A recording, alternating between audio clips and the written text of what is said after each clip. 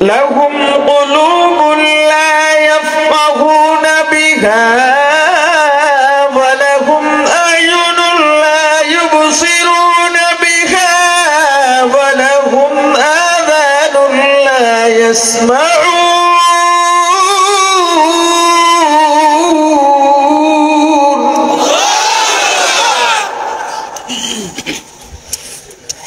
لهم أعين لا يبصرون بها ولهم آذان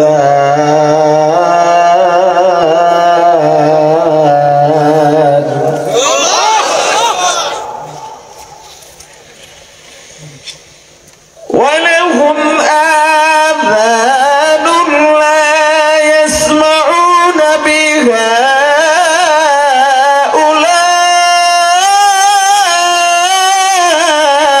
أولئك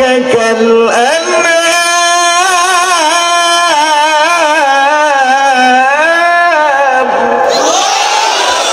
غرب السورات आदमी इंसाबुदे अहमद अबू जहलो हम के साबुदे প্রাণের ভাই আমার মানুষের মতো দেখলেই মানুষকে মানুষ বলা যায় না মানুষের মতো কথা বলতে পারলেই মানুষকে মানুষ বলা যায় না মানুষের ঘরে জন্ম নিলে মানুষকে মানুষ বলা যায় না মানুষের মতো হাত পা থাকলেই মানুষকে মানুষ বলা যায় না মানুষের মতো দেখলেই যদি মানুষকে মানুষ বলা যাইতো নবীজির চেহারা আবু জাহিলের চেহারা দেখতে প্রায় একই রকম ছিল নবীজি যেই বংশের থেকে দুনিয়াতে আসছেন আবু জাহেল সেই বংশের থেকে দুনিয়াতে আসছে নবীজির শরীরের মধ্যে যেই বংশের রক্ত আবু জাহেলের শরীরের মধ্যে একই বংশের রক্ত নবীজি আর আবু জাহেলের সম্পর্ক ছিল চাচা ভাতিজা নবীজি হলেন রাহমাতুল লিল আলামিন সাইয়্যিদুল মুরসালিন ইমামুল মুরসালিন খাতামুন নবীন পক্ষান্তরে আবু জাহেল হলো চিরস্থায়ী জাহান্নামী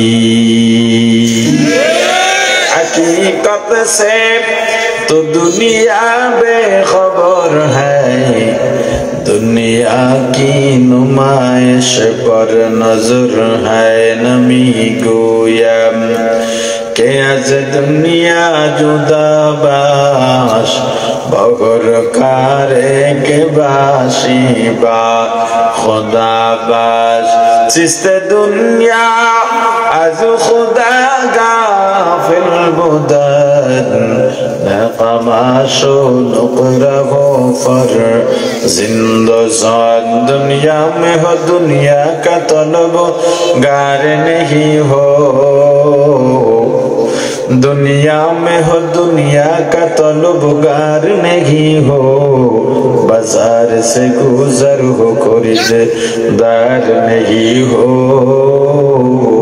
बाजार से गुजर हो खरीदार नहीं हो जागा जी लगाने के दुनिया नहीं है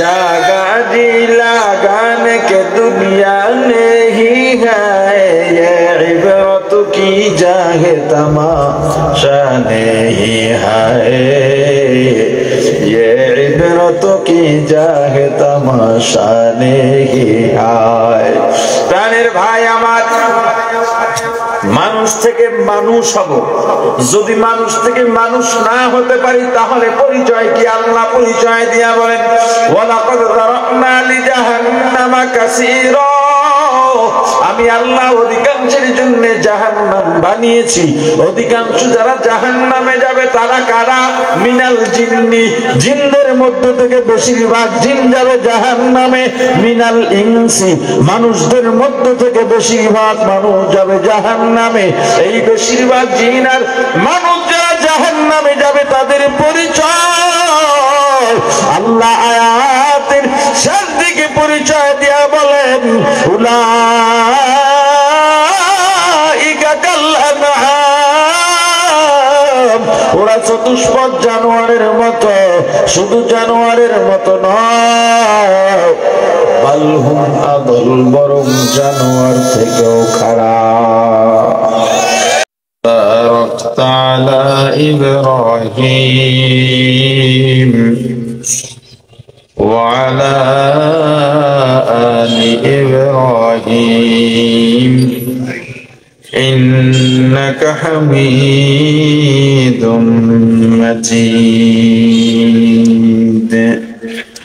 ইয়া হাইয়্যু ইয়া কাইয়্যুম বিরহমাতিকা আস্তাগীস أصلح لي شأني كله ولا تكلني إلى نفسي طرفة عين. الحمد لله. টুঙ্গিবাড়িয়া হাজী তাহসিনিয়া কেরাতুল কোরআন মাদ্রাসা ও বাংলাদেশ মুজাহিদ কমিটি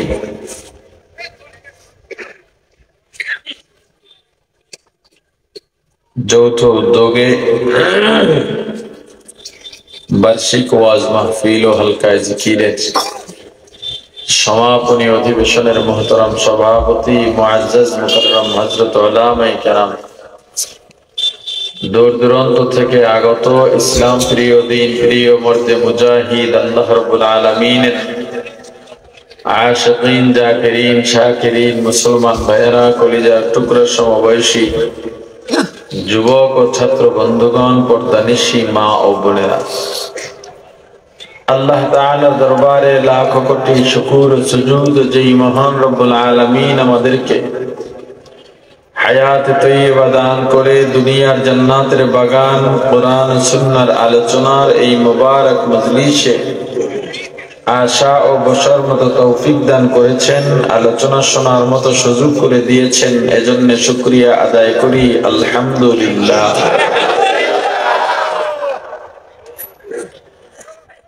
রাসূল করিম সাল্লাল্লাহু আলাইহি ওয়াসাল্লাম বলেছেন, পৃথিবীতে দুই ধরনের মানুষ সব থেকে ভালো। কয় ধরনের মানুষ ভালো? এক, যারা কোরআন শেখে। এক, বলেন। দুই, যারা কোরআন শিখান। দুই, কারা? মোট কথা, কোরআনের ছাত্র এবং শিক্ষক পৃথিবীর সব থেকে ভালো। কে বলেছেন? বলেন বলেন। অনেকে কয় আল্লাহ। 30 সেকেন্ড আগের কথাটা এখনই যদি ভুলে যান তো 1 ঘন্টা 1.5 ঘন্টা আলোচনা মনে রাখবেন কেমনে? কে বলেছেন? রাসূল করিম সাল্লাল্লাহু আলাইহি ওয়াসাল্লাম। যারা শেখে তাদেরকে কি বলে? বাংলায় বলে? বলেন, সবাই বলে। যারা শিখান তাদেরকে কি বলে? শিক্ষক। তাহলে কি বলছিলাম? এক কথায়, কোরআনের ছাত্র এবং শিক্ষক পৃথিবীর সব থেকে জোরে কোন? আপনি ভালো বললেই হাদিসের পক্ষে সাক্ষী দেওয়া হবে, সওয়াব হবে। সওয়াবের দরকার নাই, তাও তো সবাই বলে না। যারা জবাব দেয় না তাদের সওয়াবের দরকার নাই। ভালো কে বলছেন? সন্দেহ আছে? আরো জোরে বলেন। শীত লাগে? ক্লান্ত? যারা ওয়াজ করে এরা ক্লান্ত। আপনারা বই আছেন, আপনারা ক্লান্ত কিসে? হ্যাঁ, জবাব দেবেন জোরে জোরে, এটা আপনার দায়িত্ব। আমার দায়িত্ব বয়ান করা। আমাকে কি মনে হয় যে আপনাদের বলে দিতে হবে হুজুর ওয়াজ করেন, ওয়াজ করেন? বলে দিতে হবে? আপনাদেরকে কেন বলে দিতে হয়? আমার দায়িত্ব বয়ান করা, আপনার দায়িত্ব জবাব দেওয়া। আপনি যদি জবাব না দেন, আমিও বয়ান এক শব্দ বলে বসে থাকবো। আবার যখন সবাই করবেন হুজুর ওয়াজ করেন, ওয়াজ করেন, আবার একটু করবো, আবার চুপ করে বসে থাকবো, আবার করবেন, করেন, আবার করবো। যদি আপনাদেরকে আমার এভাবে বলা লাগে আমি ওই কাম করবো। আর যদি আপনাদেরকে বলা না লাগে, জিজ্ঞেস করার সাথে সাথে উচ্চ আওয়াজে জবাব দেন, আমাকেও বয়ান করতে বলা লাগবে না। চুপচাপ বইরি কি ঠিক? শিখছেন একটা ঠিক, এখানে ইনশাআল্লাহ বলতে পারলেন। এরপর অনেকে বলে না। আচ্ছা, কি দুঃখ আপনাদের মনে করেন তো? কি কষ্টে ভুগতেছেন যে ইনশাআল্লাহটা বললেন না? কি একটু বাড়ছে মাশাআল্লাহ।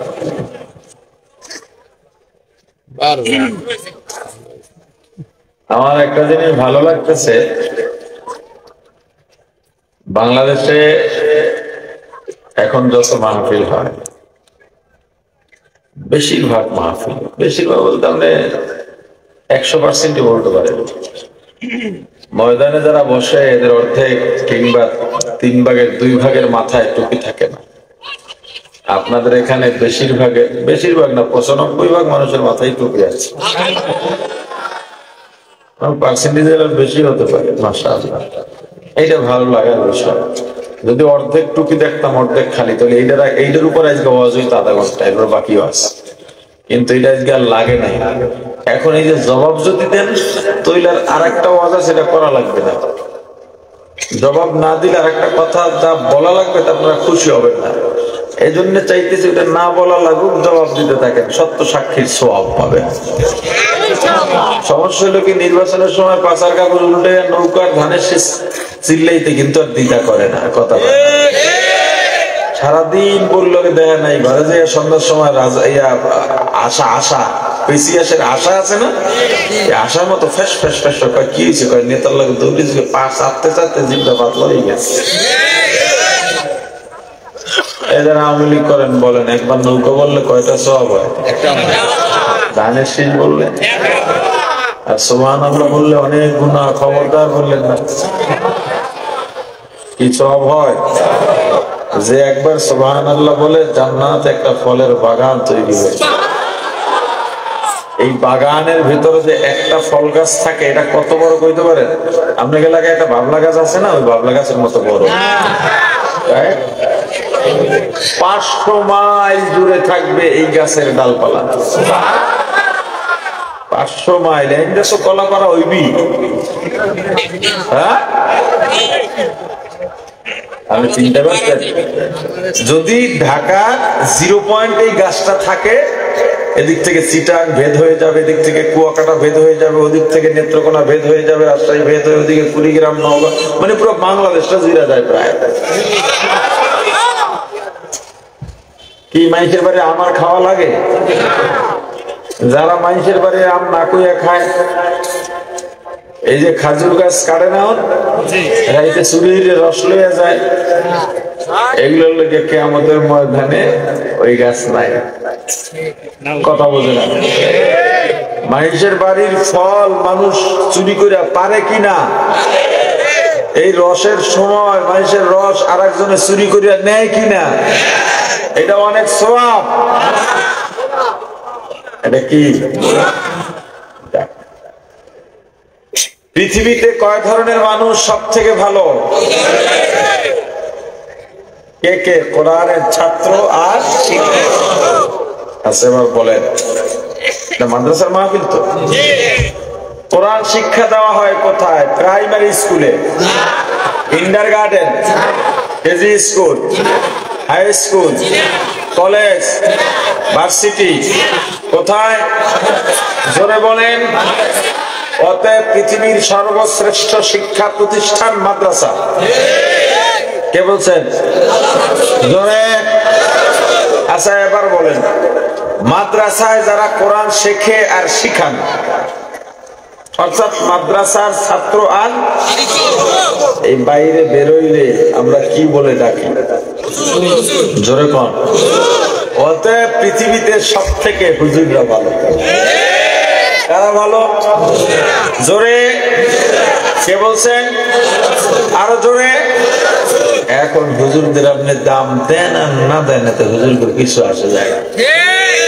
হুজুরদের শ্রেষ্ঠত্বের সনদ দিয়েছেন মুহাম্মদুর রাসূলুল্লাহ। এখন আপনার ভেতরে একটা প্রশ্ন, এটা আরবি লাইনে সুয়ালে মুকাদ্দার বলে। আপনার ভিতরে একটা প্রশ্ন যে আল্লাহ রাসূল এই মাদ্রাসার ছাত্র আর শিক্ষক আর হুজুরদেরকে এত ভালো বললেন কেন? হুজুরকে দিয়ে কি কাম হয়? এরা তো পরের বাড়ি খায় আর মসজিদ মাদ্রাসায় ঘুমায়। কি আপনাদের এই রাঙ্গাবালি, মৌলবি, এইটা কি বড় বাইশটা হুজুররা মাইসের বাড়ি খায়, পাও খায়, বাড়ি বাড়ি গিয়ে মুরগির রান খায়, এই কথা এই অঞ্চলের মানুষ বলে? কথা কয় না? হুজুররা মাইসের বাড়ি খাইলে আপনি সমস্যা, আমাদের বাড়ি তো আর খায় না। যে বেড়ায় কয় হুজুররা মানুষের বাড়ি খায়, ও কিন্তু নিজে খাওয়ায় না। তাহলে আসলে গায়ে লাগলো কোথায়? হুজুরা কি জোর করে খায়? জোরে কন। এই যে আমাদের মাদ্রাসা আছে, এই মাদ্রাসার হুজুর ছাত্রকে মাঝে মাঝে দুই একবারই দাওয়াত দেয় না, বা মসজিদের ইমাম সাহেবের দাওয়াত দেয় না? আইসা ফজরের আগে রুমের সামনে দাঁড়ায়, হুজুর ওঠেন, নামাজ পড়ে বসবো, একটু কথা আছে। নামাজ পড়ে বসে, হুজুর একটু নাস্তা আনি, গরম পরোটা। কয় না লাগবে না। কয় না আনি, যাই দৌড়ে পরোটা আনে, খাওয়াইলে কিন্তু দাওয়াত দেবে। এই দাওয়াত যেন হুজুরে কবুল করে, হেললে কি আবার রুটি খাওয়ায়। এইবার হুজুর বাড়ি একটু এক তো খাওয়া লাগবে। হুজুর ডায়েরি খালি নেই, দাওয়াত আর দাওয়াত। কয় যদি আপনি দাওয়াত নিয়ে বাড়ি এবার না, দাওয়াত না নিয়ে যাই, গড়ালি আর ঘরে উঠতে দেবে না। নেলো জোর করে না, হুজুর জোর করে গেছে? কথা কয় না। আচ্ছা, হুজুরা টেন্ডারবাজি করছে, চুরি করতে দেখছেন, ডাকাতি করতে দেখছেন, ছিনতাই করতে দেখছেন, ঘুষ খাইতে দেখছেন, দখল করতে দেখছেন? সবই আপনারা কইতেছেন। আচ্ছা এবার বলেন, চুরি যে করে, চুরির টাকা নিজের না পড়েন, ডাকাতির টাকা নিজের না পড়েন, ঘুষের টাকা নিজের না পড়েন, জবরদখলের টাকা নিজের না পড়েন, পরের টা খাইলো কার আর কোন কাবো? কি এখন যারা কয় হুজুরা পরের বাড়ি খায়, তাদের সমস্যার আগে আসলে হয়েছে যে পায় না, এর লিগে সয় না। আচ্ছা ধরেন এটা তো একটা আকলি দলিল, মানে যুক্তি ভিত্তিক একটা পাল্টা জবাব, কিন্তু এটা দলিল কিন্তু আসলে দরকার। যে আল্লাহ রাসূল কোরআনের ছাত্র আর শিক্ষককে এত ভালো বললেন কেন? এই সমাজে তাদের দিয়ে কি হয়? একটা টিউবলাইট তো বানাইতে পারে না। আসলে বিষয়টা হয়েছে কি, আল্লাহ বলে দিয়েছেন মুমিনরা এইসব কাজে যাবে না। এই পৃথিবীর যত কাফের মুশরিকের মেধা আছে, এগুলো দিয়ে এডি বানাবে, আর মুমিন আলোতে বইয়া বইয়া কোরআন পড়বে। মুমিন প্লেন বানাইবে, এর টাইম নেই। মুমিন বাইতুল্লাহ জিয়ারতে যাবে, প্লেন কারা বানাইবে? যেগুলার মাথার মধ্যে অন্তরে ঈমান নাই, তবু মাথায় জ্ঞান দিলাম, যা বিমান বানা। আর মুমিনরা তো জ্ঞানের দরকার নাই, ও আমারে ডাকবে, রাসূলের দুরূদ পড়বে, আর বাইতুল্লাহ জিয়ারত করে আবার বাড়িতে নামাজ পড়বে। কোরআনের ছাত্র আর শিক্ষকদের শ্রেষ্ঠ বলেছেন কে? কিন্তু এর পক্ষে জবাব দিয়েছেন আল্লাহ। কথা বলেছেন রাসূল, প্রমাণ দিয়েছেন। কথাটা পাইছি হাদিস থেকে, প্রমাণ নেব কোরআন থেকে। কোরআনের ছাত্র এবং শিক্ষক, কিংবা হুজুর কিংবা মাদ্রাসার ছাত্র শিক্ষক এত ভালো কেন? এই দুই তিনটা জবাব কোরআন থেকে দিয়ে বয়ান শেষ করবো। আমি বয়ান সংক্ষেপ করি, লম্বা বয়ান করি না। এক নম্বর জবাব, কোরআন না শিখলে মানুষ মানুষই হতে পারে না। কোরআন শেখার দ্বারা মানুষ প্রকৃত মানুষ হয়।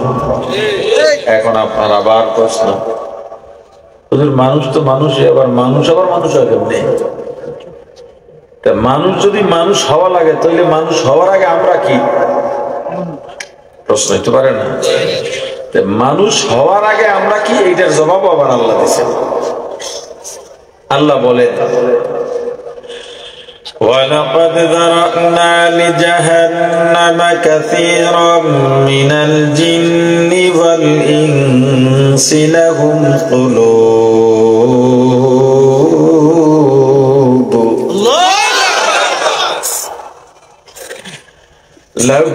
قلوب لا يفقهون بها ولهم أعين لا يبصرون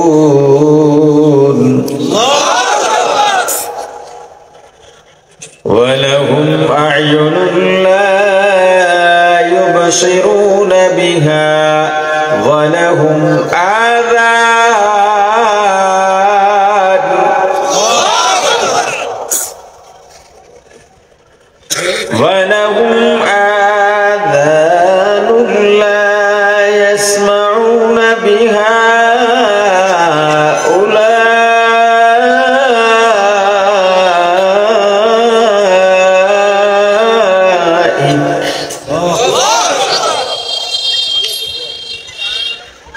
ولهم آذان لا يسمعون بها أولئك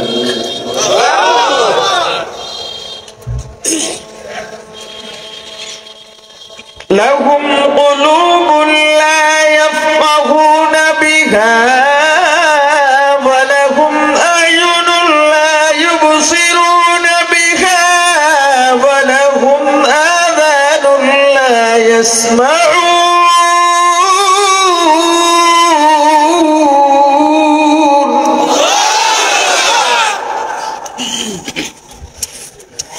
لهم أعين لا يبصرون بها ولهم آذان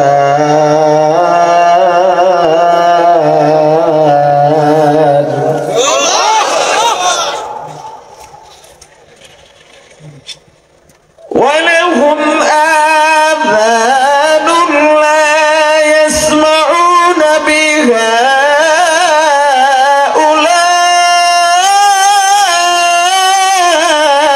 أولئك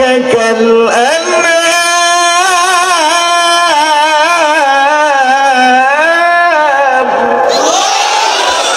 गर्भ सूरत आदमी इंसाबुदे अहमद अबू जहलो हम के साबुदे প্রাণের ভাই আমার মানুষের মতো দেখলে মানুষকে মানুষ বলা যায় না মানুষের মতো কথা বলতে পারলেই মানুষকে মানুষ বলা যায় না মানুষের ঘরে জন্ম নিলে মানুষকে মানুষ বলা যায় না মানুষের মতো হাত পা থাকলেই মানুষকে মানুষ বলা যায় না মানুষের মতো দেখলেই যদি মানুষকে মানুষ বলা যায় তো নবীজির চেহারা আবু জাহিলের চেহারা দেখতে প্রায় একই রকম ছিল নবীজি যেই বংশের থেকে দুনিয়াতে আসছেন আবু জাহেল সেই বংশের থেকে দুনিয়াতে আসছে নবীজির শরীরের মধ্যে যেই বংশের রক্ত আবু জাহেলের শরীরের মধ্যে একই বংশের রক্ত নবীজি আর আবু জাহেলের সম্পর্ক ছিল চাচা ভাতিজা নবীজি হলেন রাহমাতুল লিল আলামিন সাইয়্যিদুল মুরসালিন ইমামুল মুরসালিন খাতামুন নবীন পক্ষান্তরে আবু জাহেল হলো চিরস্থায়ী জাহান্নামী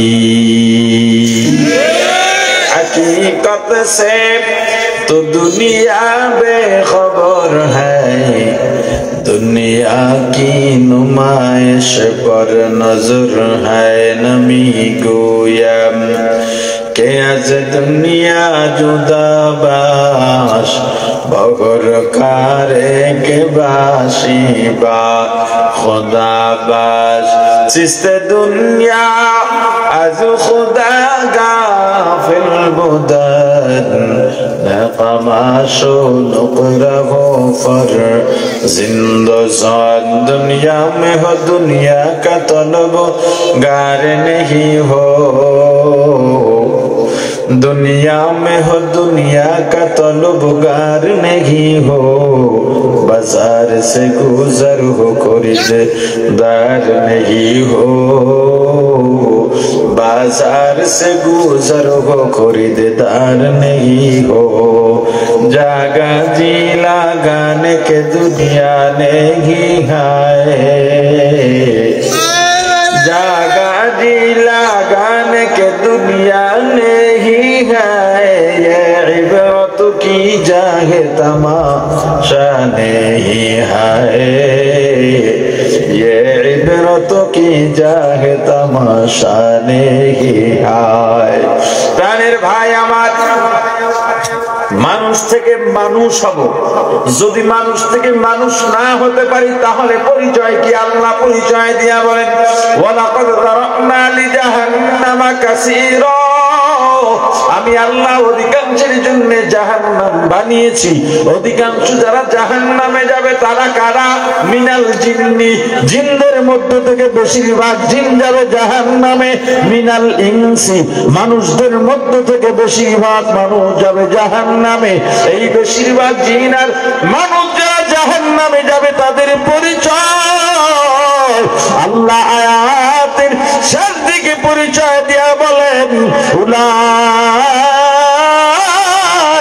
কাল আনআম, ওরা চতুষ্পদ জানোয়ারের মতো, শুধু জানোয়ারের মতো নয়, বাল হুম আদল, বরং জানোয়ার থেকেও খারাপ। পরিচয়টা দিচ্ছেন কে? কোরআন না শিখলে মানুষ মানুষই হতে পারে না। কোরআন শেখার দ্বারা মানুষ প্রকৃত মানুষ হয়। এজন্য যারা কোরআন শেখে আর শেখান, দুনিয়ার সব কিছুর থেকে তাদের দাম বেশি। প্রমাণ লন, দেখেন আল্লাহ কি বলেন, আর রহমান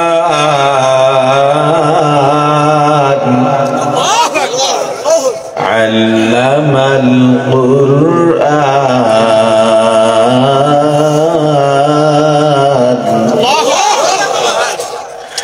খালাকাল ইনসানা আল্লামাহুল বায়ান।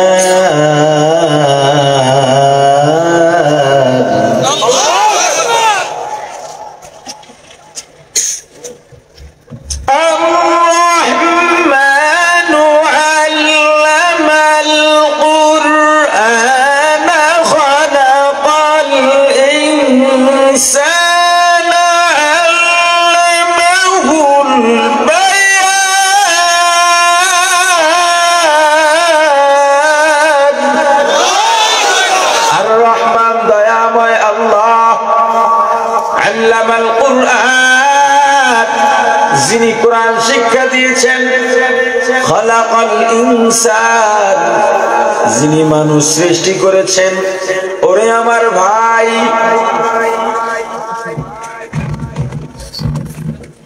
কোরআন আল্লাহ তরতিব অনুযায়ী সাজিয়েছেন। দুনিয়াতে যারা তরতিব অনুযায়ী আমল করেন, এদের আমলকে আল্লাহ পছন্দ করেন। যেমন একজন লোক ফরজ নামাজ আদায় করে, কি আদায় করে? জোরে বলেন। ফরজ নামাজ আদায় করে, অন্য কোন নামাজ, ফরজ, ওয়াজিব, সুন্নত এর বাইরে অন্য কোন নফল ইবাদত করে না। নফল ইবাদতের দরকারও নাই। ভুল বুঝেন না, আগে কথা বুঝবেন। আল্লাহ রাসূল কি বললেন? ক্বালান নবী সাল্লাল্লাহু আলাইহি ওয়াসাল্লাম আখলিস দীনাকা ইয়াকফিকাল আমালুল কলিল, আও কামা ক্বালান নবী আলাইহি সালাতু ওয়াসসালাম। আমার রাসূল বললেন, ইখলাসের সাথে অল্প আমল করো, তাতেই তোমার নাজাত হয়ে যাবে। এই অল্প আমল বলতে কি? এই দুদিন নামাজ পড়ে আর জীবনে পড়ুক না, এটা এর মানে হলো। আরো একটা কথা মাঝে বলেনি, যদি নেকের কাজ নাও করতে পারো, গুনার কাজ করো না। নেকের কাজ যদি নাও পারো, কি করো না। আসলে বিষয়টা হচ্ছে কি, গুনাহ যে ছাইড়া দেয়, ও নেকের কাজ এমনি করে। এই কথাটা বলার মানে হলো গুনাহ ছাড়ার ব্যাপারে গুরুত্ব দেওয়া, যে গুনাহটা করিস না। ইখলাসের সাথে অল্প আমল করো। অল্প আমল বলতে ফরজ, ওয়াজিব, সুন্নাতে মুআক্কাদা। এর নফল লাগবে না, তেলাওয়াত লাগবে না, জিকির লাগবে না, ইস্তিগফার লাগবে না, দরুদ লাগবে না, কিচ্ছু লাগবে না। শুধু ফরজ, ওয়াজিব আর সুন্নাতে মুআক্কাদার ইখলাস নিয়া করো। ইখলাস কারে কয়? ওই যে মৌলবীর ইখলাস মিয়া। এখন মানুষের নামও তো আছে ইখলাস। ইখলাসের মূল বিষয় হলো পরিশুদ্ধ নিয়তকেই ইখলাস বলে। পরিশুদ্ধ নিয়তকেই কি বলে? মানে তুমি একেবারে খাঁটি নিয়তে, খাঁটি ধ্যানে, যোহরে 6 রাকাত আগে পরে, ফরজের আগে পরে 6 রাকাত সুন্নতে মুআক্কাদা আছে, 4 রাকাত এটাই পড়ো, আর লাগবে না। যদি এইটা পড়তে পারো ইখলাস নিয়ে, এই অল্প আমলই যথেষ্ট। আর একজনে তাহাজ্জুদ পড়ে, ইশরাক করে, আওয়াবিন পড়ে, সাফতের নামাজও পড়ে, সারাদিন জিকির করে, তেলাওয়াত করে, কিন্তু ইখলাস নাই। এই যে অনেক আমল করলো, এই যে ইখলাস নাই, এই আমল দিয়ে কোনো লাভ নাই। এখন বহু আমল, অনেক বেশি আমল করে কিন্তু ইখলাস নাই, এর একটা নমুনা শোনাই নাকি? এক লোক প্রতি বছর হজ করে কিন্তু মানুষ হাজি ডাকে না। কি ডাকে না? বেচারার মনে খুব দুঃখ যে এত টাকা খরচ করে হজ করে মানুষ হাজি ডাকে না। কত মানুষ একবার হজ করেছেন না, হাজি ডাকে। বৃদ্ধ বয়সে, শেষ বয়সে হজে গেছে, আল্লাহর কাছে দোয়া করতেছে, আল্লাহ আর জীবনে আসতে পারবো কিনা জানি না, এই একবার আমাকে হাজি শোনার মতো তৌফিক দেন। মানুষে যেন আমার হাজি ডাকে। দোয়া করতে করতে হাসতেছে, চোখ দিয়ে পানি পড়তেছে। রাস্তার মধ্যে যে উট বা ভেড়া বকরি পায়খানা করে রাখছে, এটা তোর খবর নাই। ওই পায়খানার উপরে পা পিছলাইয়া পড়ে গেছি গায়ে। তো পড়ে যখন গেছে, গায়ে পায়ে বিভিন্ন জায়গায় ওই গোবরটা লেগে গেছে। এখন একই কাফেলায় তো বহু মানুষ থাকে যাদের নাম একই নাম। এই ময়দানে দেখা যাবে যে একই নামের একাধিক ব্যক্তি আছে, আছে না?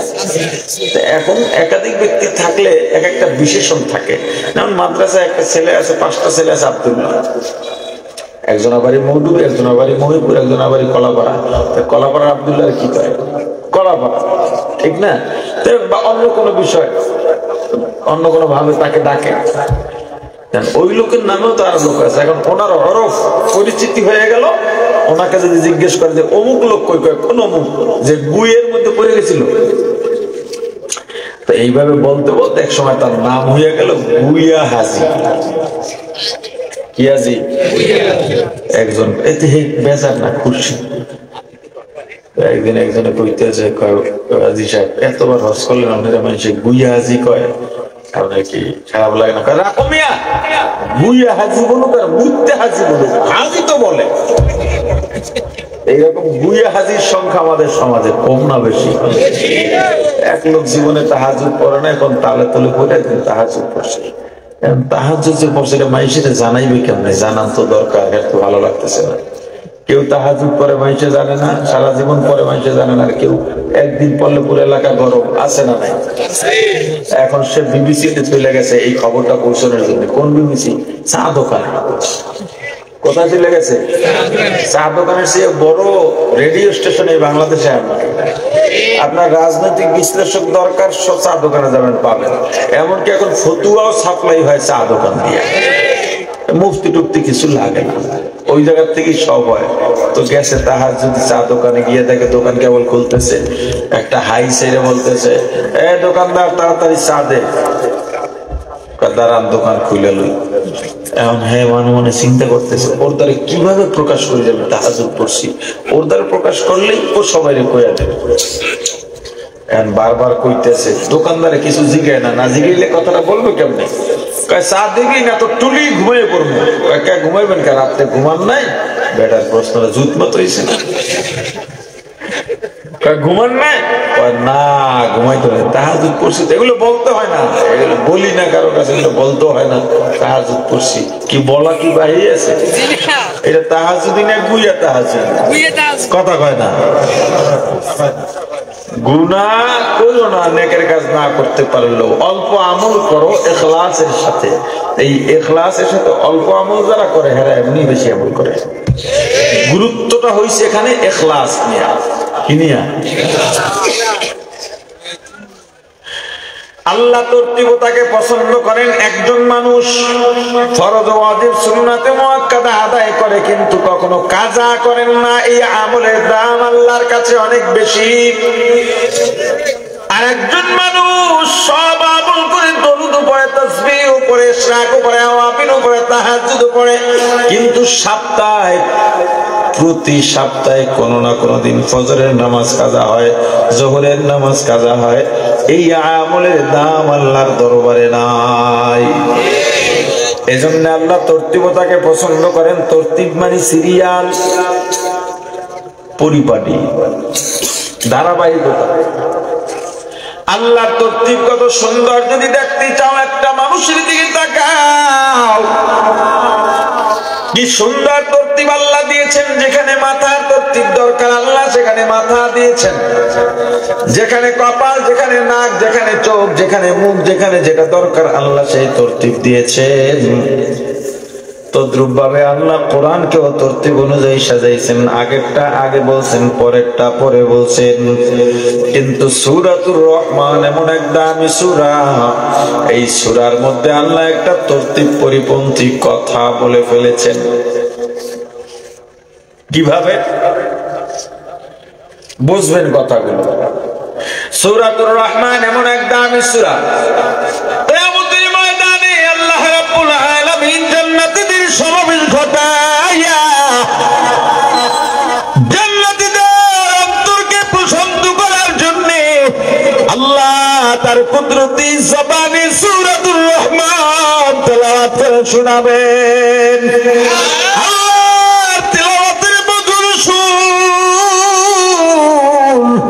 এত মধুর, এত মজা, এত মজা, জান্নাতীরা আবেগ আপ্লুত হয়ে সিজদায় পড়ে বেহুশ হইয়া কোটি কোটি বছর কাটাইয়া দেবে, বলতেও পারবে না।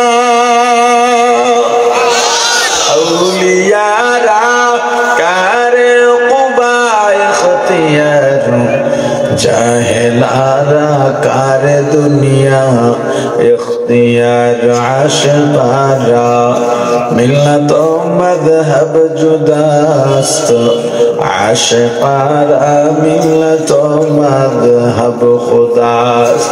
সূরাতুর রহমান এমন এক দামি সূরার মধ্যে আল্লাহ সিরিয়াল আউলিয়া লাইছেন।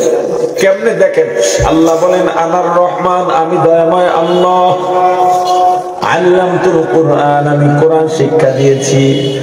এরপরে বলেছেন খলাকতুল ইনসান, আমি মানুষ সৃষ্টি করেছি। ভালো করে বোঝেন, বলে আমরা দুনিয়ায় আগে জন্মগ্রহণ করেছি নাকি মক্তবে ভর্তি হয়েছি? আগে, এরপরে মক্তব বা শিক্ষা। তাহলে তরতিব কি হলো, ধারাবাহিকতা কি হলো? আগে জন্ম, পরে শিক্ষা, আগে জন্ম পরে। আল্লাহ কি বললেন? আর রহমান আল্লামাল কুরআন, কোরআন শিক্ষা দিচ্ছেন, এটা বলছেন আগে, এরপরে বলছেন জন্ম বা সৃষ্টি। একটু উল্টো হয়ে গেছে না? একটু তো উল্টো হইতেই পারে, এত বড় কোরআন সব কি মনে থাকে? হ্যাঁ, যদি কেউ সন্দেহের চিন্তাও করে ঈমান টঙ্গে উঠবে।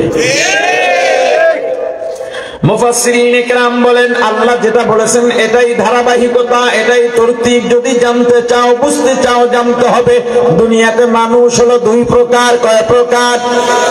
আর ওদের বলেন কয় প্রকার? এক প্রকারের মানুষ জন্মগত বা বংশসূত্রে মানুষ।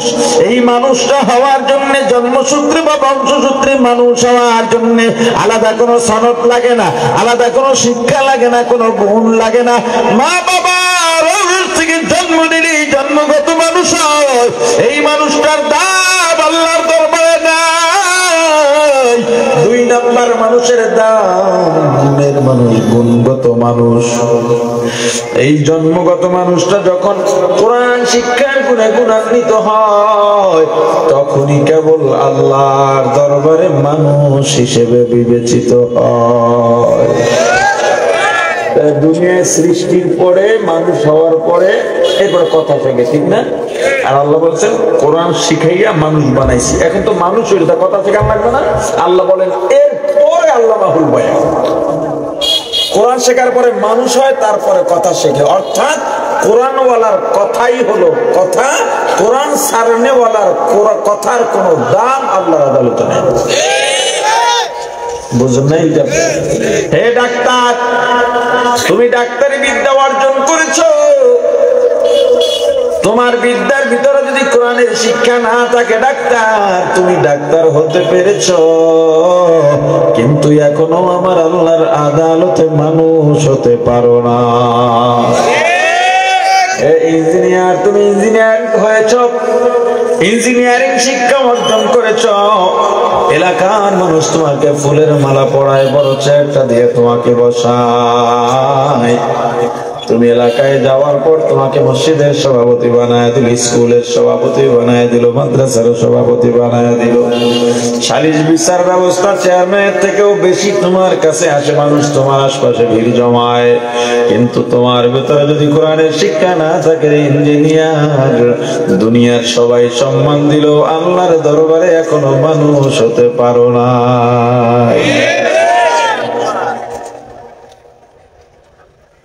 এজন্য নিজের সন্তানকে কোরআন শিখাইয়া মানুষ বানানো আগে। হিসাবটা সহজ করে দিই।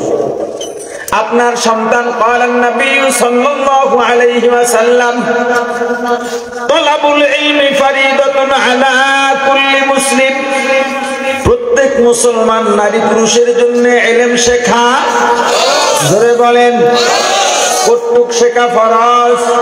সহজে বলি, হালাল হারাম, জায়েজ না জায়েজ, পাক না পাক, বৈধ অবৈধ, কটা বেশি? জোরে জোরে জোরে। জায়েজ না জায়েজ আর বৈধ অবৈধ একই, একটু ব্যবধান আছে। জায়েজ না জায়েজ শরীয়তের ক্ষেত্রে, বৈধ অবৈধ রাষ্ট্রীয় আইনের ক্ষেত্রে বা সামাজিক পর্যায়ে। পাক না পাক, কি কি পাক কি কি না পাক, এটা আপনাকে জানতে হবে। হালাল হারাম, কি কি হালাল কি কি হারাম, এটা আপনাকে জানতে হবে। জায়েজ না জায়েজ, কি কি জায়েজ আর কি কি না জায়েজ, আপনাকে জানতে হবে। বৈধ অবৈধ, কি কি বৈধ কি কি অবৈধ, এটা আপনাকে জানতে হবে। একটু ইলম শেখা সবার জন্য ফরজ। মাওলানা হওয়া ফরজ না, মুফতি হওয়া ফরজ না, দাওরা পাস করা ফরজ না, টাইটেল পাস করা ফরজ না, একটু ইলম শেখা সবার জন্য ফরজ। এই ইলমটুকু কিরাতুল কোরআন কিংবা নুরানি মাদ্রাসায় 3 বছর বা 5 বছর পড়লেই হয়ে যায়। এখন আপনার সন্তান যদি নুরানি বা কিরাতুল কোরআন মাদ্রাসায় 5 বছর পড়ার কোনো লোকসান তো আপনার নাই। 5 বছর পরে আপনার সন্তানকে আপনি যদি হাই স্কুলে দিতে চান, অনায়াসে হাই স্কুলে 6ষ্ঠ শ্রেণীতে ভর্তি হতে পারবে। বছর কি লস হয়েছে? লাভটা হলো কি দেখেন, আমি চ্যালেঞ্জ দিলাম, স্কুল থেকে আসা ছেলেটার হাতের লেখার থেকে আপনার ছেলের হাতের লেখা ভালো হবে। ইংলিশ বলেন, বাংলা বলেন, আরবি বলেন, মাঝখান থেকে আপনার ছেলে আদব বলা হবে। আপনার ছেলে মুরব্বি দেখলে সালাম দেবে, কারণ মাদ্রাসায় নুরানিতে আপনার সন্তানকে সালামের আদব শেখানো হয়, মুরব্বিদের সঙ্গে আচরণের আদব শেখানো হয়, রাস্তাঘাটের আদব শেখানো হয়। আপনার ছেলে স্কুলে পড়তে পড়তে যদি বিশেষ ক্যাডারও হয়ে যায়, বড় অফিসার হয়, মনে করেন পুলিশদের বিশাল কুচকাওয়াজ, 1000 পুলিশ আছে, জোহরের আযানের সময় মাইক বন্ধ করে দিয়েছে, যেহেতু বাংলাদেশ 98% মুসলমান, এই দেশে নামাজের সময় এতগুলো পুলিশ নামাজ পড়বে না, হতে পারে না। বলবো ওই পাশের মৌলবীকে নিয়ে আসো, একজন ডাক দিয়া বলবে স্যার দরকার নাই, আমাদের মধ্যে একজন মৌলবীর ছেলে আছে, বড় ভাইদের একটা মাদ্রাসার ছেলে আছে, এই ছেলেটা ওখান থেকে লেখাপড়া করতে করতে এখন বিশেষ ক্যাডার হয়ে অফিসার হয়েছে। যদিও অফিসার, ইমামতিতে দাঁড় করাইলে মাওলানার থেকে নামাজ কোনো কায়দায় অশুদ্ধ হবে না। আপনি মারা গেলে মোল্লা মৌলবী ভাড়া করা লাগবে না, আপনার সন্তান জানাজার সামনে দাঁড়িয়ে যাবে। কি ব্যবধানটা বুঝলেন? তাহলে সমস্যাটা কি? কোন সমস্যা আছে? কোন সমস্যা নেই, বরং লাভ। কিন্তু এই লাভটা মানুষ চিন্তা করে, পোলা যদি মাদ্রাসায় 5 বছর পরে 6ষ্ঠ শ্রেণীতে পোলা যদি স্কুলে না যায়, এই ডরে মা বাবা দেয় না। এরকমও হইতে পারে, নাও হইতে পারে। কয়দিকে কম কম জেহেন বহু দিকে যায়, রোগের তো আর শেষ নাই। সমাজের অবস্থা দেখেন না, এখন বড় বড়, আমার আলিপুরে আমার স্কুল আছে, মাদ্রাসাও আছে, বালিকা বালক বালিকা। আমার স্কুলটাই মানে প্রচলিত স্কুলের মতো না। আমার স্কুলের ছাত্র আর মাদ্রাসার ছাত্র আপনার আলাদা করতে পারবেন না, দেখতে সবই একই রকম, কিন্তু পড়ালেখা ঠিকই স্কুলেরই।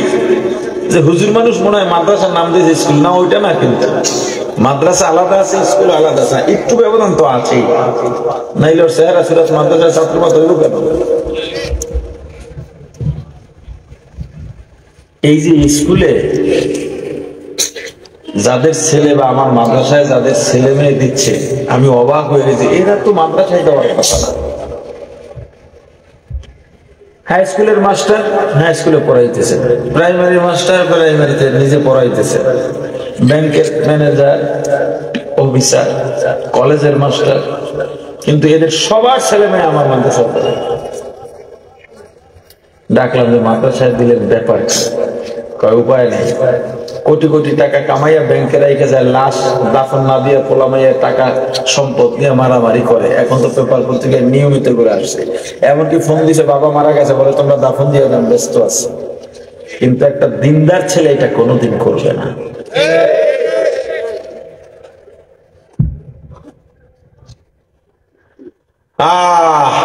রিক্সাওয়ালা রিক্সা চালায়, মাথার মধ্যে টুপি, গায়ের মধ্যে জুব্বা। এমন অনেক রিক্সাওয়ালাও দেখছি মাথার মধ্যে পাগড়ি পেঁচানো আছে না নাই? নামাজের আযান যখন হয়ে যায়, মসজিদের পাশে রিক্সার টাকায় তালা লাগায় নামাজের মধ্যে চলে যায়, এমন রিক্সাওয়ালা আছে না নাই? রিক্সাওয়ালা, তাহলে তুমি কেন পারবা না? বহু যুবক আছে, যুবক ভাই, কলেজ ভার্সিটির ছাত্র দেখলে মনে হয় মাওলানা মুফতি আছে না নাই? গত বছর নরসিংদী এক মাহফিলে গেলাম, বয়ান থেকে নেমে গাড়ি উঠলাম, গাড়িতে সারলাম, জোহরের পরে বয়ান ছিল, একটা ছেলে পাগড়ি বাঁধা, পেছনে আরো 4-5 জন, ইশারা দিল, গ্লাসটা নামাইলাম, মাথাটা আগায় দিল, বললো হুজুর একটা ফু দিয়া দেন। আমি টুপিটা খুলে আমার মাথা আগায় দিয়া বললাম, তোমরা মাদ্রাসার ছাত্র, তোমাদের ফজিলত বেশি, বরং তোমরা সবাই আমাকে দোয়া করো।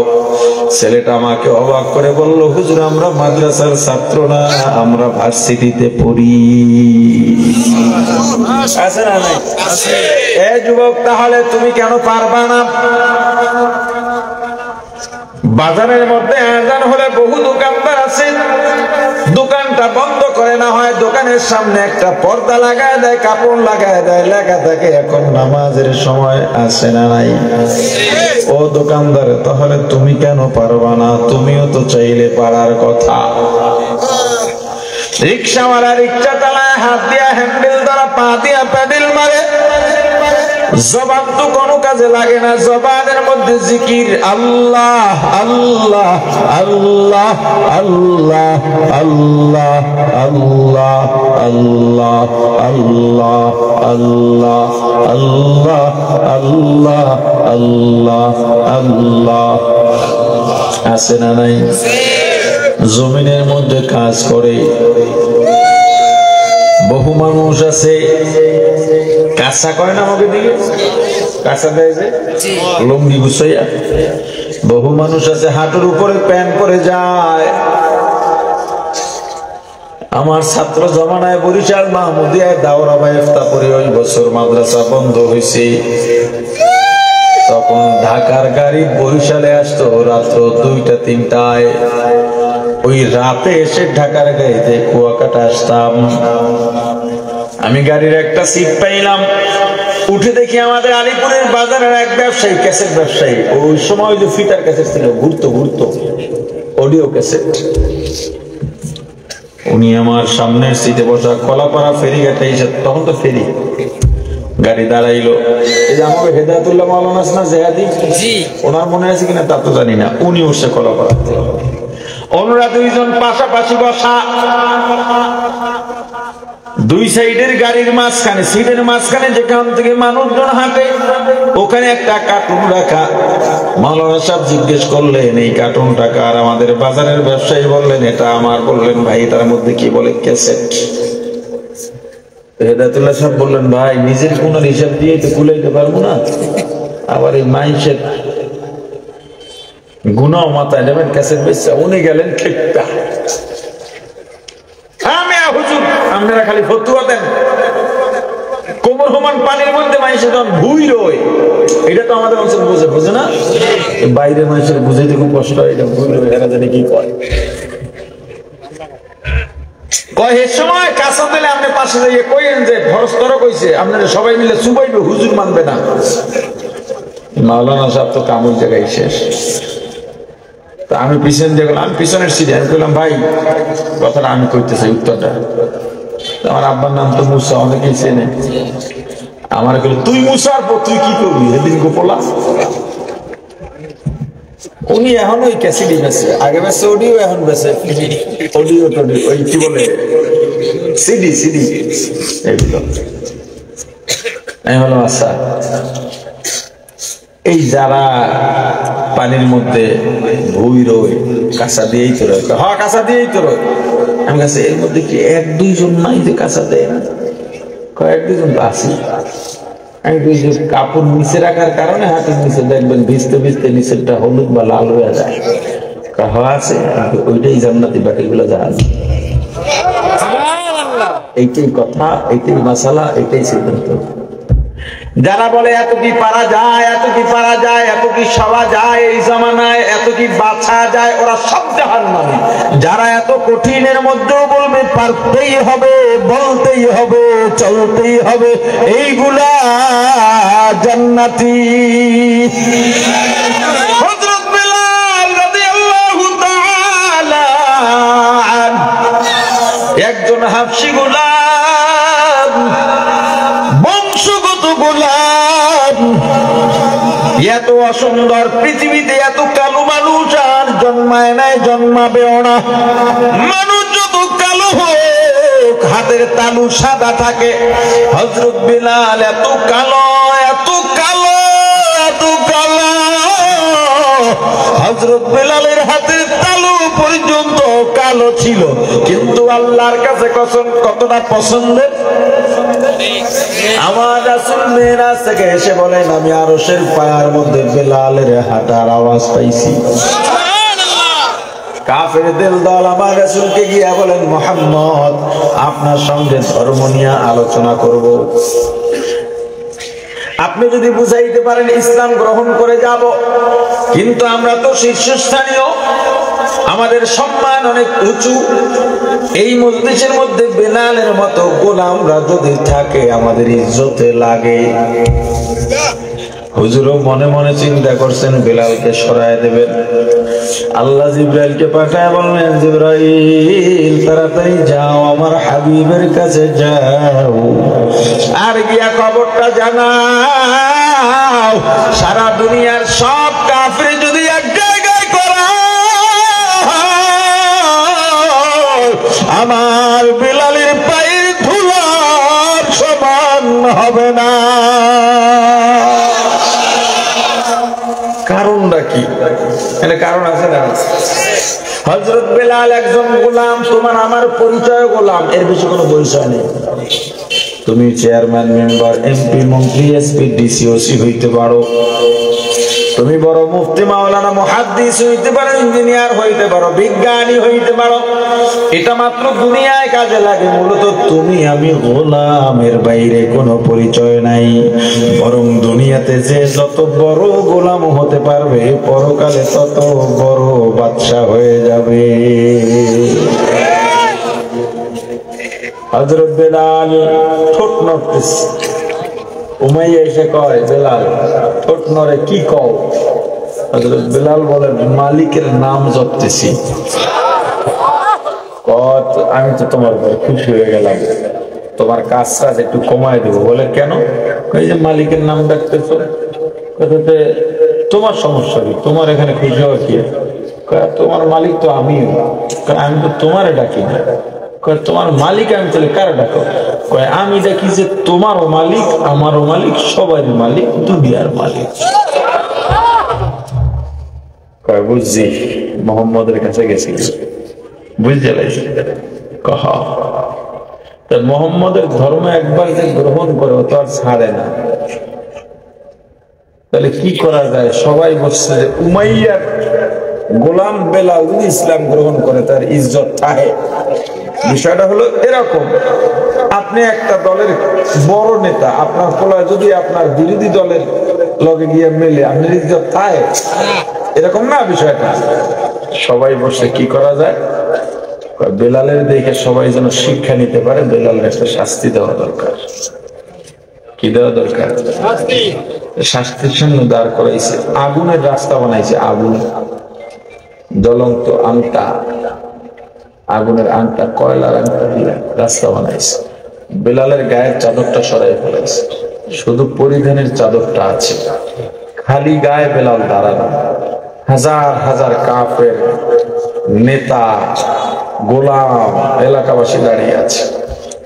উমাইয়া ডাক দিছে, বেলাল এই আগুনে যদি পুড়তে না চাও, মুহাম্মদের ধর্ম ত্যাগ করো, তুমি যা চাও তাই দেব। হযরত বেলাল ডাক দিয়ে বলে, কাফের, আমার রাসূলের দরুদ আর আমার আল্লাহর জিকিরের মধ্যে এত মজা, তুই যদি দুনিয়ায় জাহান্নামের আগুন এনেও আমাকে জ্বালায়া দাও, আমি বেলালকে এই পথ থেকে সরানো যাবে না। হযরত বেলালকে চিন্তাবে যখন আগুনের আড্ডার মধ্যে শুয়ে দাও, রক্ত চর্বি চামড়াগুলো আগুনের মধ্যে পসপাস করে পড়ে শব্দ হয়, কিন্তু হযরত বেলাল নত স্বীকার করেন না, শুধু একটা শব্দই বলছেন, আহাদ আহাদ আল্লাহু আহাদ। সবাই বলেন আল্লাহু আহাদ, আল্লাহু আহাদ, আল্লাহু আহাদ। সাইয়েদুনা হযরত আবু বকর সিদ্দিক রাদিয়াল্লাহু তাআলা পথ দিয়া যান, তাকায় দেখেন বেলালকে অসহ্যনীয় যন্ত্রণা দেওয়া হয়। হযরত বেলালের কাছে গিয়া বললেন, ভাই বেলাল, তুমি আল্লাহর নাম একটু আস্তে আস্তে নাও, তাতে ওরা একটু তোমার শাস্তি কমায় দিতে পারে। এটা বলে সাইয়েদুনা আবু বকর সিদ্দিক চলে গেলেন। ফেরার পথে দেখেন হযরত বেলাল আগের থেকে জোর আওয়াজ দিয়ে দিয়ে বলেন, আল্লাহু আহাদ, আল্লাহু আহাদ। হযরত আবু বকর গিয়া বলেন, ভাই বেলাল, তোমাকে বারবার বললাম, নিষেধ করলাম, অনুরোধ করলাম আল্লাহর নাম আস্তে নেওয়ার জন্য। হযরত বেলাল চোখের পানি ছেড়ে বলে, আবার ভাই, ওদের যত আযাব আছে, যত শাস্তি আছে, যত যন্ত্রণা আছে, আমি একবার আল্লাহর নাম নিলে এর থেকে বেশি মজা পাই। আল্লাহর নামটা নিলে আমার কাছে শাস্তি আর শাস্তি মনে হয় না। ও ভাই বেলাল, আমার রাসূলকে একবার দেখতে মনে চায়, হয়তো দেখতে পাবো না, মনে আফসোস শুধু এই একটাই, আপনি আমার রাসূলের কাছে গিয়ে আমার সালাম জানান, আমার সঙ্গে আমার রাসূলের জান্নাতে দেখা হবে। এ গরিব ভাই, কত গরিব আছে ওই জমিনের মধ্যে কাজ করে, খরচ তরক করে না, ওই জমিনের মধ্যে কাজ করে, গামছাটা কোমরে গামছাটা যায় নামাজ বানায়া ওই জায়গার মধ্যে নামাজ আদায় করে না, আছে না নাই? এই নামাজ আল্লাহর কাছে এত মজার, এত মজার, ফেরেশতাদের ডাক দেয়া বলে, ফেরেশতা তাকে ডাক, আমার বান্দাকে গরিব বানাইছি, মানুষের গোলাম বানাইছি, ওই জমিনে কাজ করে, তবু আমি আল্লাহকে ভুলে যাই না। তোরা চাকরি থাক, কিয়ামতের ময়দানে এই বান্দার সঙ্গে আমি সামনাসামনি বসে কথা বলবো। প্রাণের ভাই আমার, রিক্সাওয়ালা রিক্সা চালায়, মাত্র একজন হাত উঠেছে, রিক্সাওয়ালা মোল্লা তারা রিক্সায় উঠছে, যাইতেছে, রিক্সাওয়ালা হাত দিয়া হ্যান্ডেল দেওয়া, পা দিয়া প্যাডেল মারতেছে, জবান দিয়া আল্লাহর জিকির করতেছে। গন্তব্যে যাওয়ার পর মাতবর সাহেব নেমে গেলেন, ভাড়া দেবেন দেবেন এমন সময় জিজ্ঞেস করে, মোল্লা ছেলে মেয়ে কয়জন? মোল্লা, মুন্সি, মৌলভী এই শব্দগুলো সম্মানের, কিন্তু আমাদের দেশে এগুলো সম্মান করে ডাকে না তিরস্কার করে ডাকে? জোরে বলেন। এজন্য আমি বলি, হুজুরদের আর মোল্লা, মুন্সি, মৌলভী ডাকা যাবে না, ভাই ডাকেন, না হয় হুজুরও ডাকেন, দুইটার একটাও যদি পছন্দ না হয় দরকার আব্বা ডাকেন, তবুও মোল্লা, মুন্সি, মৌলভী ডাকা যাবে না। কি কথা বুঝেন? প্রাণের ভাই আমার, এ মোল্লা, ছেলে মেয়ে কয়জন? রিক্সাওয়ালা গরিব মানুষ বুকে হাত দিয়া প্রশান্তির সাথে বলে, মহাজন আমার ছেলে দুইটা, একটা হেফজ শেষ হয়ে গেছে এখন শোনায়, আর একটা 20 পারা দোয়া করবেন ছেলে দুইটার যেন আলেম হাফেজ বানাইতে পারি, আর কোন চাওয়া নাই।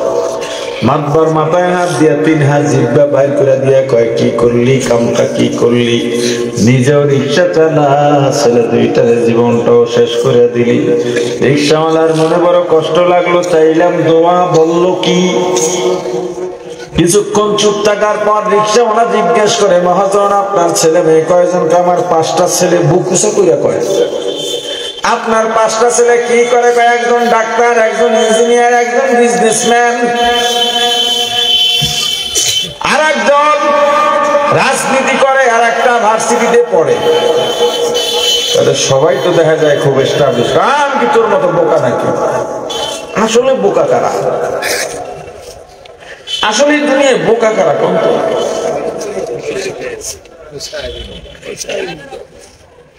রিক্সাওয়ালা জিজ্ঞেস করলো যে, যেটা ডাক্তার ডাক্তারি করে বুঝলাম, যেটা ইঞ্জিনিয়ার এটা ইঞ্জিনিয়ারিং করে বুঝলাম, যেটা ব্যবসা করে ব্যবসা করে তাও বুঝলাম, যেটা পড়ে এটা তো পড়ে তাও বুঝলাম, কিন্তু এটা রাজনীতি করে এটার কামাই তো দেখি। কথা বুঝেন না? তুমি জানো না কামাই তো হ্যাঁ, একবার যদি চেয়ারম্যান বানাইতে পারে 5 বছর পরে এমপির দরজাটা খুললে যাইতেও পারে। এমপি যদি হয়, মন্ত্রিত্বের জন্য লবিং গ্রুপিং যা করে লাগে করুন, কয়েক উপরে যত যাওয়া যায়, চুরি তত ভালো করা যায়। রিক্সাওয়ালা ডাক দিয়ে বলে, মহাজন আমি বুঝলাম আপনার 5টা ছেলে এস্টাবলিশ, কিন্তু আমি একটা কথা জানতে চাই, আপনি মারা যাওয়ার পর আপনার একটা ছেলে এমন আসেনি আপনার জানাজাটা পড়াইতে পারবে? সাথে সাথে মহাজনের মাথা এবার নিচু হয়ে গেছে। রিক্সাওয়ালা কয়, ভাড়া লাগবে না, চলে যা, গরিব চলে যা। আমার রাসূল বলছেন, যার মধ্যে দিন নাই এইটাই দুনিয়ার সবচেয়ে বড় বোকা আর গরিব।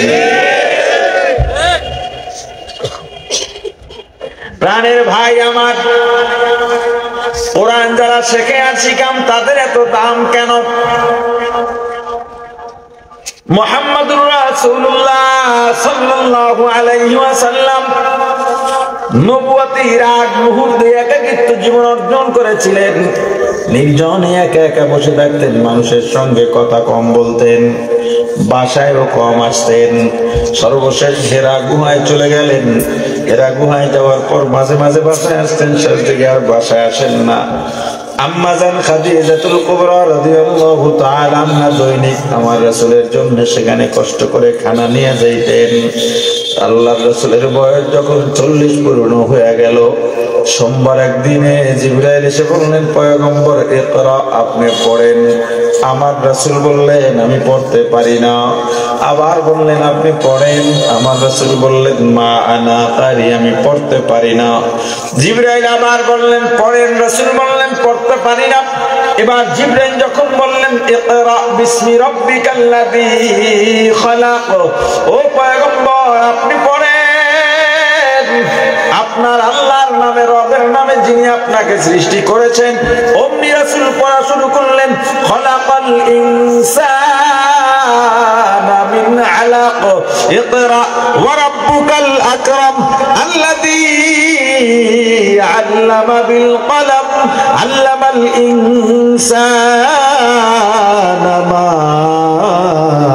লাম ইয়ালাম। ভালো করে বুঝেন। জিবরাইল এসে যখন বলছে ইকরা, পড়েন, রাসূল পড়ছেন? পড়েন নাই। আবার বলছেন পড়েন, পড়ছেন? আবার বলছেন পড়েন, পড়ছেন? যখনই বললেন আল্লাহর নামে পড়েন, তখনই রাসূল পড়া শুরু করলেন। আল্লাহ রাসূলের উপরে সর্বপ্রথম কোরআনুল কারীমের এই 5 আয়াত নাযিল হয়, এরপরে 3 বছরের মধ্যে আর কোন আয়াত বা সূরা নাযিল হয় না। 3 বছর পরে সূরা মুদ্দাসসির নাযিলের মাধ্যমে ধারাবাহিক 30 পারা কোরআন শেষ হয়ে যায়। এখানে ভালো করে বুঝেন, যতক্ষণ রাসূলকে বলা হইছে আপনি পড়েন, রাসূল পড়েন নাই। যখনই বললেন আল্লাহর নামে পড়েন, তখনই পড়া শুরু করলেন। বোঝা গেল আল্লাহর নামের পড়া ছাড়া কোনো পড়ার দাম নাই। আল্লাহর নামের পড়া যারা শেখে এটা দামি শেখা। এজন্য কোরআন যারা শেখে আর শেখান তাদের দাম দুনিয়ায় সব থেকে বেশি। প্রাণের ভাই আমার, বুঝে থাকলে বলেন, এতক্ষণে আলোচনায় বুঝলে বলেন, আপনার সন্তানকে কোরআনের শিক্ষায় শিক্ষিত করা দরকার আছে না নাই? আপনি শিখতে পারেন নাই, বয়স্ক শিক্ষা চালু করে কি করবেন না শিখে কেনই বা শিখবেন না? এই দুনিয়া কয়দিনের চলেন, একটা অঙ্ক করা যাক। কার জন্য আপনি এত ব্যস্ত? কার জন্য? কার জন্য? একটা অঙ্ক করি, হ্যাঁ, একটা হিসাব মিলাই। বলেন তো, আপনার মা বাবার সঙ্গে আপনার পরিচয় কতদিনের? আপনার বয়স কতদিন? আপনার বিবির সঙ্গে আপনার পরিচয় কতদিন? বিয়ের বয়স কতদিন? আপনার সন্তানের সঙ্গে বয়স কত, পরিচয় কতদিন? ওর বয়স যতদিন। আচ্ছা, এই পরিচয়টা কত বছর হতে পারে সর্বোচ্চ? আমার বয়স 37 চলে, আমার সঙ্গে সবচেয়ে বেশি পরিচয় আমার মা বাবা, ঠিক না?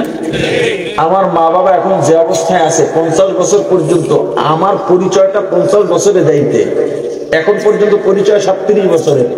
কত বছরের? আরো 13 বছর আমার মা বাবা বাঁচবে কিংবা আমি বাঁচবে, কোনো গ্যারান্টি আছে? তাহলে আমার পরিচয়টা সর্বোচ্চ 50 ধরে নিতে পারি আমি। আপনারটা আপনি বেশি 100 বছরই ধরেন। এই 50-100 বছরের পরিচয় কি করতেছেন তাদের জন্য? আর যুগ যুগ, যেই যুগের শেষ নাই, যার সঙ্গে আপনার পরিচয় করে থাকতে হবে, তার জন্য আপনি কি করছেন? উনি আমার ভাই, কত আর বুকে থাকবারে আমার ভাই। আমার বিবির সঙ্গে কি কয়দিনের পরিচয়?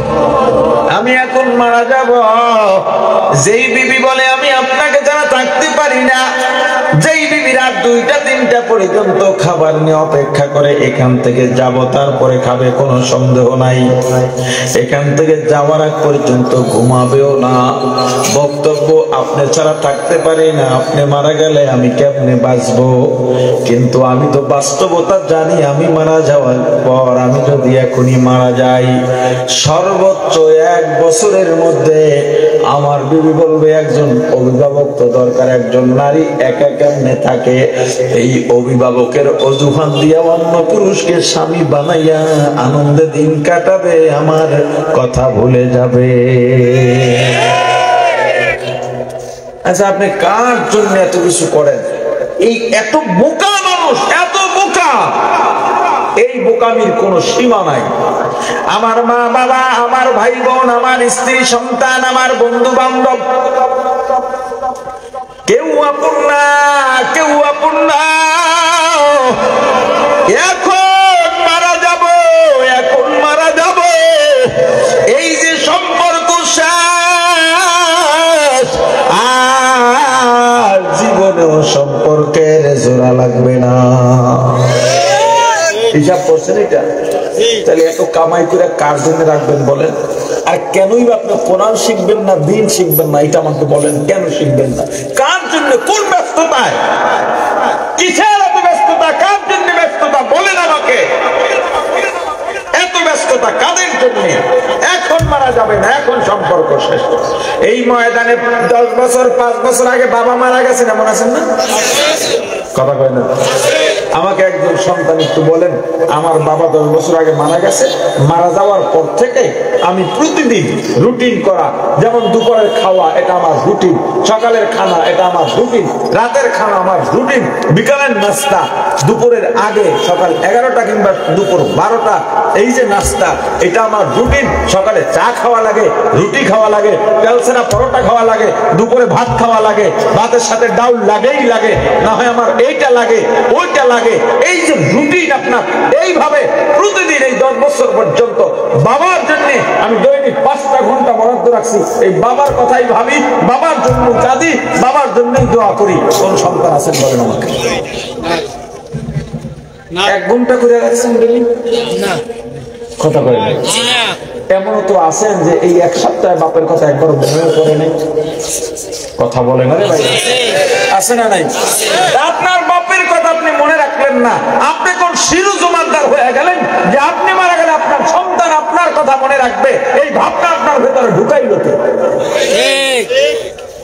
আপনার জন্য আপনার সন্তান আপনাকে মনে রাখবে না, আর আপনি সেই সন্তানের জন্য জীবনটা শেষ করে আখেরাত শেষ করলেন, নিজেও শেষ হইলেন, দুনিয়াও পাইলেন না, আখেরাতও পাইলেন না। আপনি বোকা না তো বোকা আর কে বলেন? আমার মা বাবা, আমার চাচা মামারা, আমার আত্মীয় স্বজন, আমার স্ত্রী সন্তান সবাই জানে, সবাইকে আমার বলা, লিখিত ওসিয়ত করা, নসিহত করা। আমার রাসূল বলেছে তোমার অধীনস্থদের জন্য এতটুকু রেখে যাও, যতটুকু না রাখলে তাদের ভিক্ষা করা লাগবে। আমি অতটুকু রাখছি, আর তাদেরকে বলে দিছে এইটাই তোমাদের, এর বাইরে আমার যদি 1000 কোটি টাকার সম্পদ হয় চোখ দেবা না। বিবি বলে কেন? আমি বলছি আমি সঙ্গে নিয়ে যাব। আপনারাই তো ওয়াজ করেন দুনিয়ার সঙ্গে নেওয়া যায় না, আবার আপনি বলেন সঙ্গে নিয়ে যাবেন। ওরে বাটপাট। আমি বললাম শোনো বিবি, কায়দা জানলে রুগীর দ্বারে সিরিয়াল 100 নম্বরে 1 নাম্বার আছে আর একজন, আমি 100 জনের পেছনে। কায়দা জানলে 100 জন সামনের শূন্য 2টা কাইটা 1 নাম্বারেও দাঁড়ানো যায়। কায়দা জানা লাগে, কথা কয় না? কি জানা লাগে?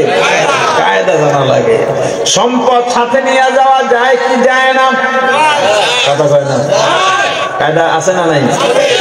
আমি এত বোকা হইতে পারি নাই যে মাথার ঘাম পায়ে ফেলে গায়ের রক্ত পানি করে কামাই করে। এই 1000 টাকার কামাই মনে হচ্ছে না, এই 1000 টাকা দিয়ে আমার তসবিটাও কেনা না, 1000 টাকার কোনো কিছু কেনা না আমার। এটা আমি মাদ্রাসায়, অন্য মাদ্রাসায় গরিবদের এভাবে দিয়ে দিই। হয়তো অনেকেই জানেন যে সামাজিক সেবার সাথে আমি যুক্ত বহু আগে থেকে। এত পরিশ্রম করি, মাঝে মাঝে মাথা হ্যাং হয়ে যায়, এই অর্থ কামাই, আর এইটা আমি তোমরা দিয়ে যাবো, এত বোকা আমি হইতে পারিনি। তোমরা আমার কেউ না, কেউ না, কেউ না, কেউ না। কতটা আপন দেখেন, কিয়ামতের ময়দানে এ আপনার মার সঙ্গে দেখা হবে, বাবার সঙ্গে দেখা হবে, বলে কিয়ামতের ময়দানে কেউ কাউকে চিনবে না। কথাটা আসলে ঠিক না। সবাই সবাইকে চিনবে কিন্তু পরিচয় দেবে না। কি বুঝেন নাই? আল্লাহ কি বলেন? ইয়াউমা ইয়াফিরুল মারউ মিন আখিহি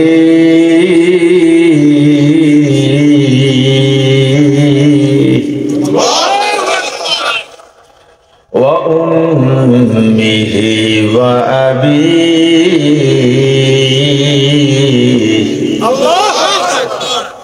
ওয়া সাহিবাতিহি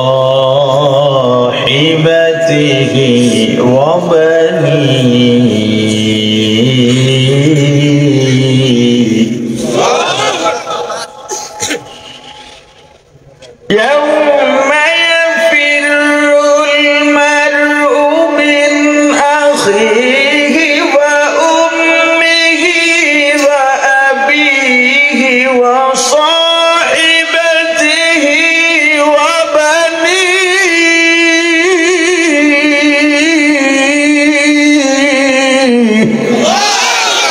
কিয়ামতের ময়দানে মা বাবা সন্তানকে, সন্তান মা বাবাকে, ভাই ভাইকে, ভাই বোনকে, বোন ভাইকে, স্বামী স্ত্রীকে, স্ত্রী স্বামীকে, বন্ধু বন্ধুকে দেখলেই ইয়াফিরু পালাবে, দেখলেই পালাবে।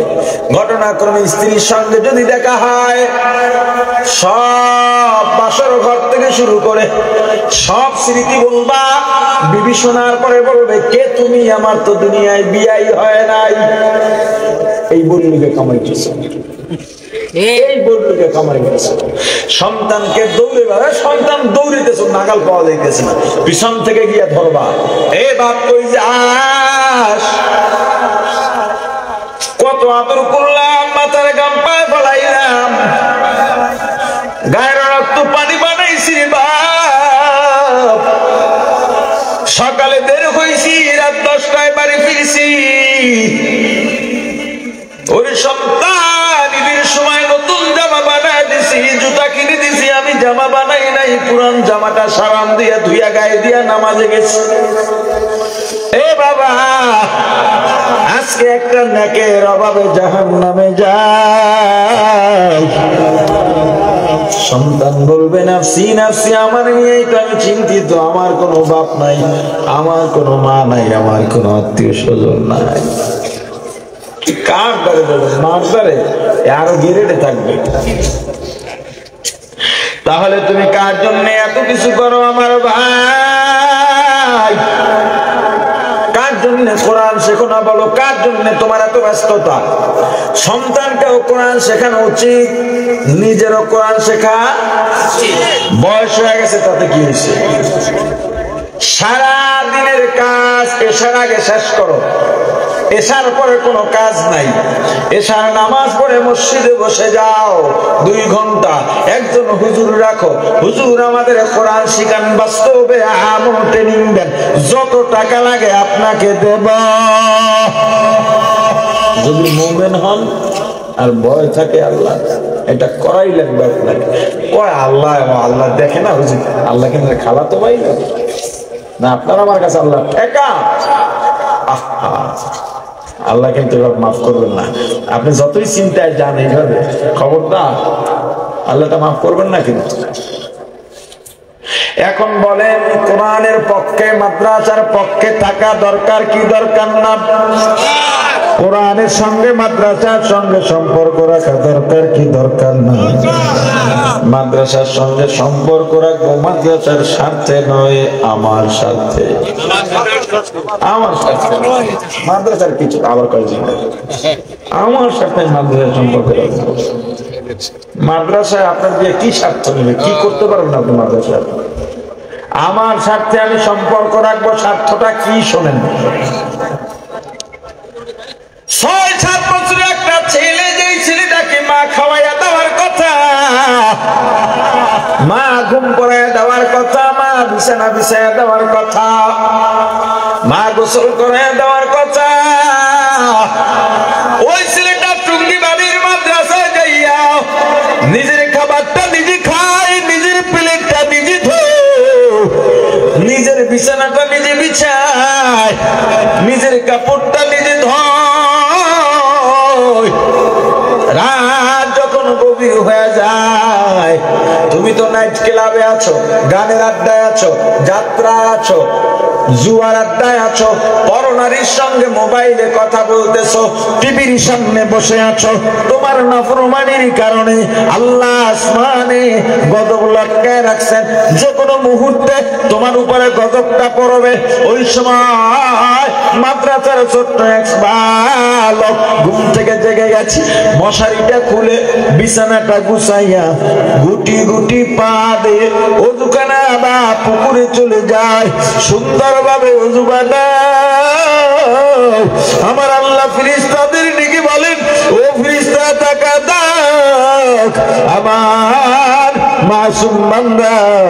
সবাই ঘুমায়, চারিদিক নীরব নিস্তব্ধ, সবাই ঘুমায়, কেউ আর জাগে নাই, কিন্তু আমার মাসুম বান্দা আমাকে বলে নাই। ছোট্ট বালক সুন্দরভাবে ওযু বানাইয়া ওই মাদ্রাসার রুমের মধ্যে কিংবা মসজিদের এক কোণায় গিয়ে যায় নামাজ বিছাইয়া নামাজে দাঁড়িয়ে গেছে। তাকবীর তাহরিমা, আল্লাহু আকবার বলে সানা পড়ে, আউযু বিল্লাহ বিসমিল্লাহ পড়ে, আল্লাহর দরবারে পড়ে শুরু করে আলহামদুলিল্লাহি রাব্বিল আলামিন আর রহমানির রহিম মালিক ইয়াউমিদ্দিন ইয়্যাকা ইয়্যাকা না'বুদু ওয়া ইয়্যাকা নাস্তাঈন ইহদিনাস সিরাতাল মুস্তাকিম। নামাজ পড়ে, কিরাত পড়ে আর কাঁদে, রুকুতে যায় কাঁদে, সিজদায় যায় কাঁদে, সিজদা থেকে উঠে বসে আর কাঁদে, নামাজের সালাম ফিরাইয়া একটু তেলাওয়াত করে, একটু জিকির করে, একটু দরুদ পড়ে, ইস্তেগফার করে, কষি দুইটা হাত গভীর রাতে আমার আল্লাহর দিকে বাড়াইয়া চোখের পানি ছেড়ে কাঁদে আর বলে, আমার আল্লাহ, আমার বাবা গরীব, আমার মা গরীব, আমার নানা বাড়ি গরীব, আমার দাদা বাড়ি গরীব। ওগো আল্লাহ, আমার বাবা মা এই বয়সে আমাকে খাওয়াইয়া দেওয়ার কথা, কিন্তু এই মাদ্রাসায় আমি প্লেটটা ভালোভাবে ধুইতেও পারি না, তবু ধুইয়া নেই। ওগো আল্লাহ, খাইতে পারি না, তবু খাই আল্লাহ গো, কারণ আমার মা বাবার বড় আশা আমাকে আলেম বানাবে। ওগো আল্লাহ, বন্দে যখন বাড়ি যায়, গভীর রাতে মাঝে মাঝে কান্নার আওয়াজ পেয়ে ঘুমটা ভেঙে যায়। আমি বেড়ার পাশে কানটা লাগায় শুনি আমার মা, আমার বাবা তাহাজ্জুদের নামাজ পড়ে আমার জন্য আল্লাহর দরবারে চোখের পানি ছেড়ে কাঁদেন আর দোয়া করে। ওগো আল্লাহ, যেদিন বন্ধ শেষ হয়ে গেছে, আমি রাতে ঘুমাই, গভীর রাতে এক ফোঁটা গরম পানি আমার কপালে পড়ে আমি ঘুম ভেঙে যায়। আমি তাকাই দেখি আমার আম্মু আমার মাথার পাশে বসে চোখের পানি ছেড়ে কাঁদেন আর আমার মাথায় হাত বুলায় দেন। আমি লাফ দিয়া বসে পড়লাম, ও আম্মু, এত রাতে তুমি আমার এখানে কেন? মা, তুমি এত রাতে কাঁদো কেন? মা ডাক দিয়া বলে, রে বাবা, একটু বয়সী মাদ্রাসায় পাঠাইলাম, ওরে বাবা কোনো আশা নাই, বাবারে খাইতে বইলেও তোর কথা মনে পড়ে, ঘুমাইতে গেলেও তোর কথা মনে পড়ে, ওরে বাবা সকালে মাদ্রাসায় চলে যাবি, তোকে একটু দেখতে দে, আমি মায়ের মনটা ভালো লাগে না রে বাবা। ওগো আল্লাহ, ফজরের পর আমার মা আমার ব্যাগটা গুছায়া দেয়। আমি দেখলাম আমার মা অন্যান্য দিনের মতো আজকে ঘুমটা ছোট না, মাথার ঘুমটাটা বড়, মুখটা ঢাকা, নয়া নয়া আমার ব্যাগ গুছাইতেছে। আমি একটু আমার মাথা নিচু করে ওই ঘুমটার ফাঁক দিয়ে আমার মায়ের দিকে তাকায় দেখলাম আমার মা শিশুর মতো কাঁদে। আমার ব্যাগটা গুছাই আমার বাবার হাতে দিয়ে বলেন, সাবধানে আমার ছেলেকে গাড়িতে উঠায় দেবে। আহারে,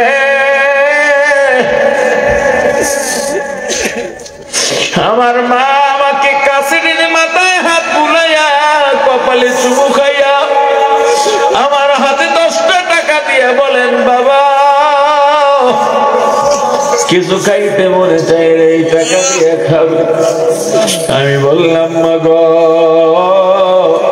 10 টাকায় কিছু হয় না, বড় লোকের ছেলেরা আইসক্রিম খায়, বাদাম খায়, বাজার থেকে তরকারি কিনে খায়, আমারও খাইতে মনে চায়। আমার মা ডাক দিয়ে বলি, বাবা আল্লাহ আমাদের গরিব বানাইছেন, ধৈর্য ধর বাবা, ধৈর্য ধর, খাবারে কোনো অভাব হবে না, অভাব থাকবে না। বাবারে আমার কাছে 8 টাকা নাই, বরং গত সপ্তাহে তুই তো জানিস না তোর মাদ্রাসার বকে 1 টাকা দিতে গিয়া আমিও খাই নাই, তোর বাবাও খায় নাই, কারণ চাউল কিনতে পারি নাই রে বাবা। এ বাবা, বড় লোকের ছেলেরা যখন আইসক্রিম খাবে তুই 1 টাকার মুড়ি কিনে খাবি, তবু ওদের দিকে তাকাবি না। আমার মায়ের কাছ থেকে দোয়া নিয়ে আমার বাবার পিছে পিছে হাঁটা শুরু করলাম। অনেক দূর যাওয়ার পর আমার মনটা ভালো লাগে না, দেখছি আমার মা কাঁদে। পেছনের দিকে ফিরে একটু বাড়ির দিকে তাকাইলাম, তাকায়া দেখি আমার মা বাড়ির দরজায় এসে গাছের আড়ালে দাঁড়াইয়া আমার পথের দিকে তাকাইয়া তাকাইয়া কাঁদে। বাবা হাঁটেন আর বলেন, এ সন্তান তুই তো জানিস না তোকে মাদ্রাসায় পাঠাইয়া তোর মা ঘুমায় না, খায় না। কত রাত বিছানায় দেখি তোর মা নাই, খুঁজতে খুঁজতে গিয়া দেখি অন্ধকারে তোর মা বাড়ির দরজায় বসে মাদ্রাসার দিকে তাকায়া তাকায়া কাঁদে। আমার বাবা ওই কলাপাড়া থেকে লঞ্চে উঠায়া লঞ্চের কেরানিকে ডাক দিয়া বলছে, কেরানি ভাই, বড় ভাই স্টেশন আমার ছেলেটা চেনে না, টঙ্গিবাড়ি মাদ্রাসার স্টেশনে নামাইয়া দিও। আমার বাবা এটা বলে চলে গেলে মনে করছি আমার বাবার চাইতে বড় জালেম বাবার নাই, কারণ দুষ্ট ছেলেদের সাথে মিশতে দেয় না। বন্ধের পরে একদিন বাড়িতে বেশি থাকতে দেন না। আমি ছোট মানুষ, তবু নামাজ না পড়লে আমাকে খাবার দেয় না। মাকে কতবার বলছি আমার বাবা এত কঠোর কেন, কত সন্তানের বাবা, সন্তানদের কত আদর করেন, আমার বাবা কেন আদর করেন না? মা বলতো, তোর বাবা ওই সব বাবাদের থেকেও তোর প্রতি বেশি মায়া করে, বিশ্বাস করি না। মা বলে, বিশ্বাস কর, তোকে যখন দিয়ে আসে আমার থেকে তোর বাবা বেশি কাঁদবে, শুধু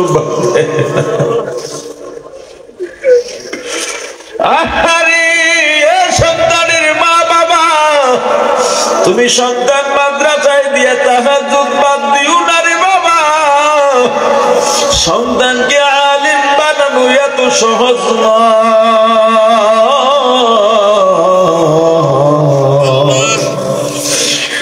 আরে আমার মা সেদিন বলে কথা প্রসঙ্গে, তোর বাবার আমি কত বছর যে তাহাজ্জুদ বাদ দিই নাই তোদের মাদ্রাসায় দিয়ে, তার হিসাব নেই। প্রতিদিন রাতে উঠে তোর বাবার আমি কাঁদতাম।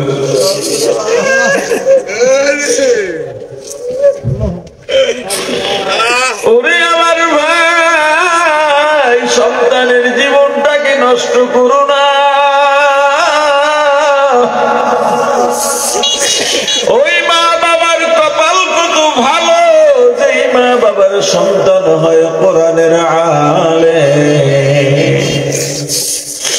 ওই মা বাবার কপাল কত ভালো, যে মা বাবার সন্তান হয় কোরআনের হাফেজ। তুমি কি পারো না সন্তান দিয়ে আলেমের বাবা মা হইতে, হাফেজের বাবা মা হইতে?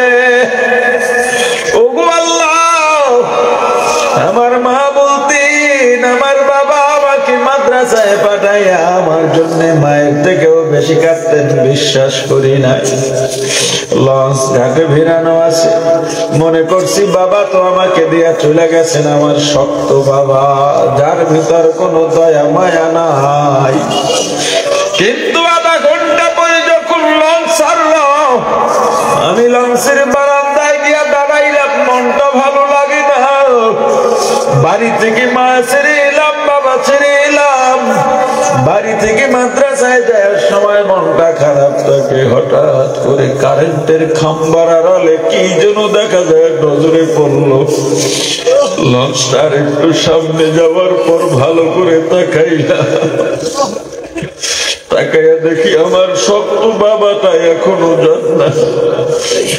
আমার বাবা আড়ালে দাঁড়াই আমার দিকে তাকাইয়া শিশুর العظيم ওগো আল্লাহ